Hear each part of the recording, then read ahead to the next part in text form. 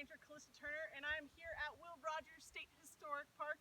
And today on our tips and tricks, I'm going to tell you one of the things that I dislike least and have to deal with every spring. Now, this is one of the creatures that you find all around parks, all over California, and they have a really interesting hunting strategy. See, they like to hang off of the edge of grasses like this, with their long legs and their claws just hanging out waiting for you. You have any idea what they are? Well, I managed to catch one. Let's take a look.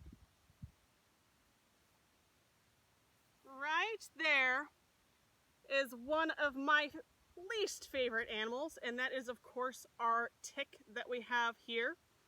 Now this is a female, and she does that questing behavior where she's trying to hunt and she's just waiting. Now she's very unhappy to be on this cloth right now. And in fact, one of the things that a lot of times you'll hear people say is wear light colored fabric.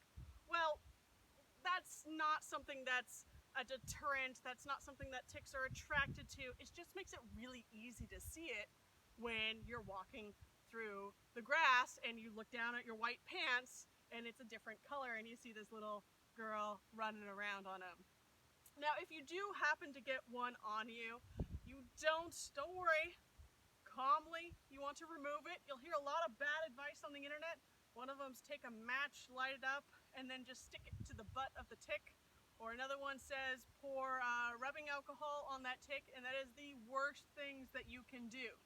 Because what it does is it causes that tick to spit and regurgitate everything that's in their stomach and that blood up now into your skin.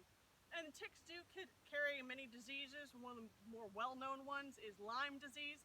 And now they've just regurgitated all that Lyme disease directly into where they were sucking your blood from. So don't do that. Best thing to do is to get like a credit card, real stiff type of material. And if the tick is embedded, you're gonna move towards the head, compressing your skin so that it's tightening it up. And what that does is it makes it difficult for the tick to suck out the blood, and then they have to like wiggle themselves free. So they're basically releasing themselves, and then you just get rid of them. Now, if you are worried about Lyme disease and that characteristic red ring that you get from it, what you want to do is you want to keep that tick live. I carry around little film canisters, like the old-fashioned developing film, or a little plastic baggie.